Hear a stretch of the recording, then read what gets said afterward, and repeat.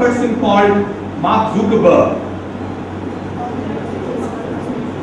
Lots of smiles and lots of murmurs. Speak up. Facebook.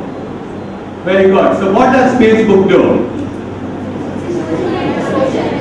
Very good. Social networking. Wonderful. I think people are speaking up now. But doesn't see, I have now spent almost like half an hour of my time. Would I ever go and spend this time with somebody else? No. But you should not take that half an hour for people to speak up. Facebook. That's what it did. So do you know what his age is? I'm hearing from this side, I'm looking at this side. If I hear from this side, I'll hear this side.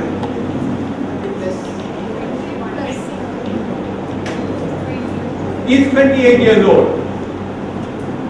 And when did he start Facebook? When he was 18 years old.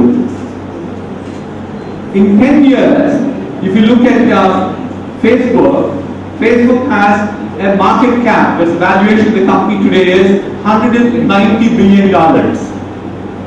10 years back, nobody knew Mark Zuckerberg.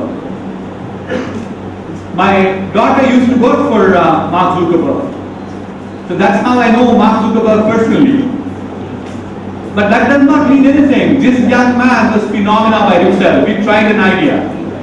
He tried an idea which was endless for him in terms of trying to say people, actually human beings are social animals as they're called. They like to be in touch with each other. They like to talk to each other. And that's how he created Facebook. So therefore, the point I'm making here is there is lots of change that will happen. And the change will bring about opportunities to every one of you.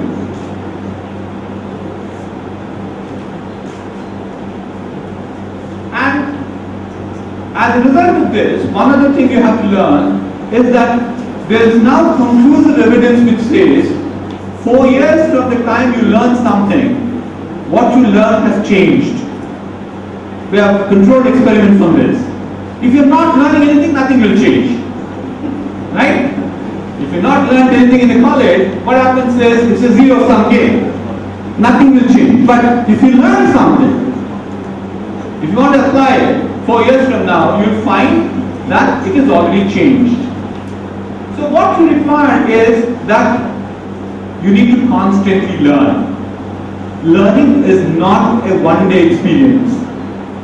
Learning is a continuous experience that people have in order to ensure that you become knowledgeable.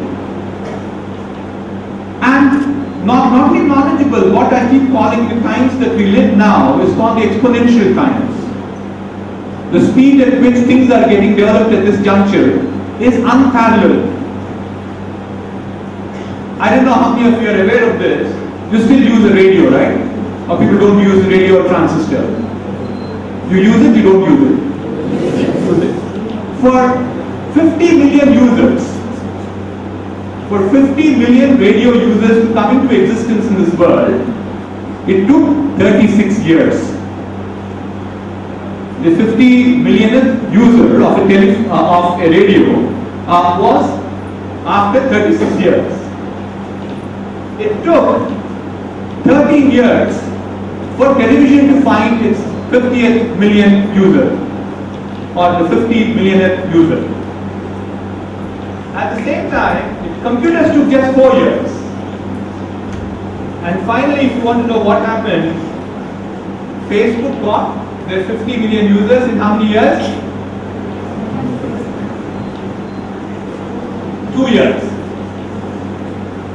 So that's the pace at which, the exponential pace at which technology goes on.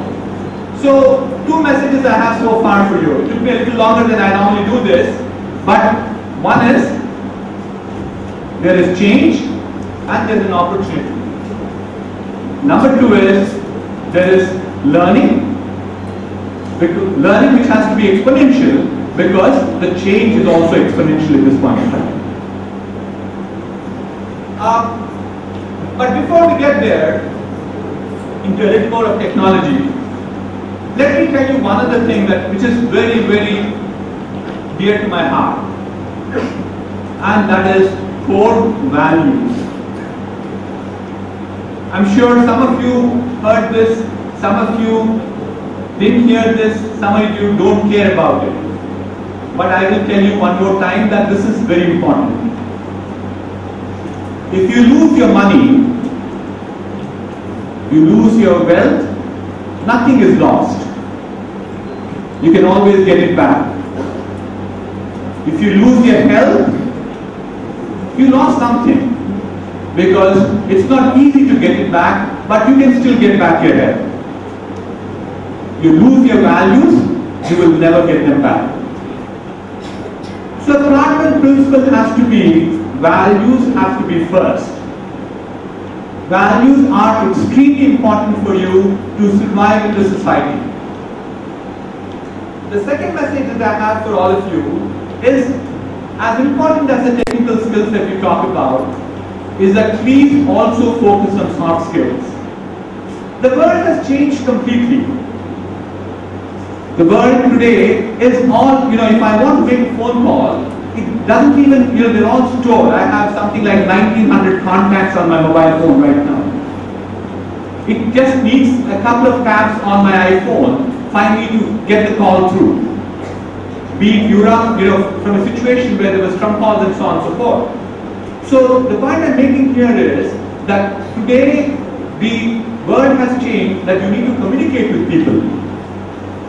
Your communication skills have to improve. And we as a society, I don't want to be defensive about it, is constantly are concerned about, what will somebody else think about me? Like I'm sure some of you knew answers to a number of questions I posed today. But why did not the hand go up? Is suppose it is wrong, what will my neighbor think about me? True, false? True. Thank you.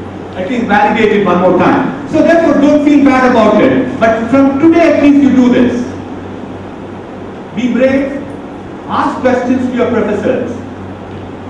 If they don't know the answer, they will also learn. One way of learning anything, I used to be a teaching assistant at one point of time in IIT Kanpur when I did my MTech. And I used to teach any course my professor said you go and teach.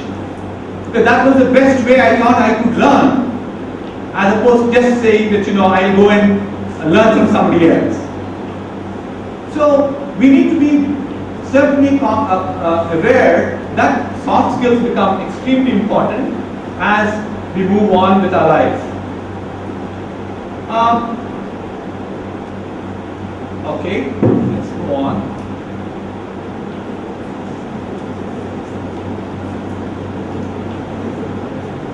Well, I guess I emphasized on technologies, but I'd like to once again say that there will be a number of disruptive technologies that will be there. We only saw Facebook. There will be new Facebooks that will come in. So only people who will succeed, and that's the message I have for you, is I keep saying prepared people. There's one philosophy of life, even I can say the same thing.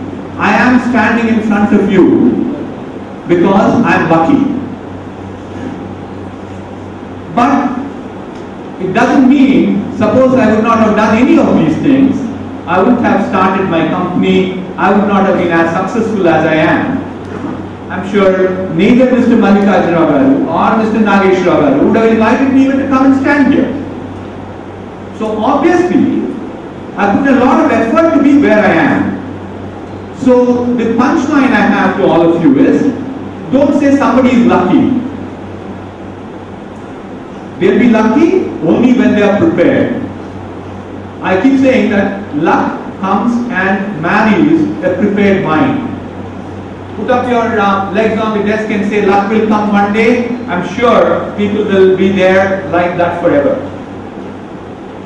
The other message I have is that I am obsessed with excellence. I keep telling the story, class 7, my mother saw my mark sheet and said, you have a choice to make. Next year you will go to 8th class or I'll send you to farming. I had such poor marks. I'm brutally honest about it. And of course, to the benefit of my young friends here, she also said one more thing. Your sister gets such good marks, and why don't you get some? And thereafter, I said, I honestly at that age, at 7th class, which means I probably was 11 years old or 12 years old, I did a very serious introspection of myself. I had a choice to make. Do I excel or go to farming? I did. There was absolutely no turn back. I got a gold medal in Andhra University in 1971 mechanical engineering. It can happen to every one of you. You have to have the belief in you. Because what I'm asking you today is not to go and run a marathon, a 10-mile marathon. You're not prepared. Physically, half of you, if not all of you, I'll bet, will swoon some point of time when you start on a 10-mile marathon without preparedness. But to learn knowledge, you don't need to require any of that. You just need to switch on. Switch on one thing called as attitude. To me, I keep saying attitude is like a flat tire of a car. Attitude is like a flat tire of a car. If you don't change your attitude, you don't go anywhere. You're stuck with your car. So therefore, if you have the right attitude, you will all succeed. And that is not something which is external, that is something very internal within you. I can only share with you, life is hard, life is difficult. If at this age where I am, 18 nights I travel around, it's a difficult life. It's definitely a difficult life. Now we can go. It makes me feel that I need to clap for you. Great job.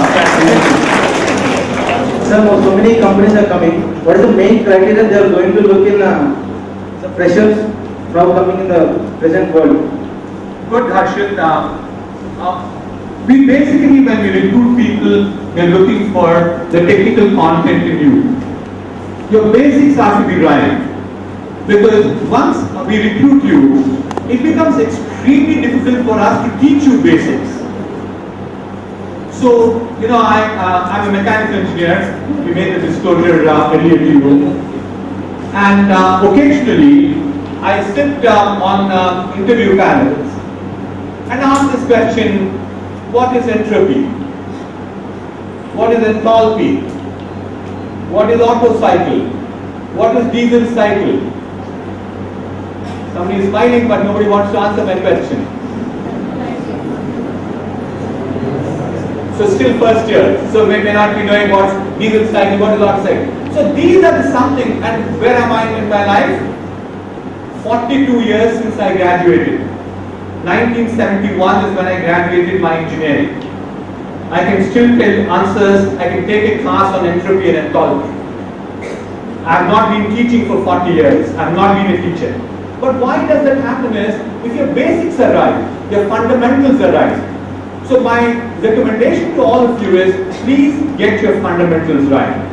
The rest of it, we will take care of it. People ask this question saying, oh no, companies require what they want to do in their life. No, that part we can take care of it. So my first criteria for selecting somebody is, at the level where you are you technically sound in your fundamentals?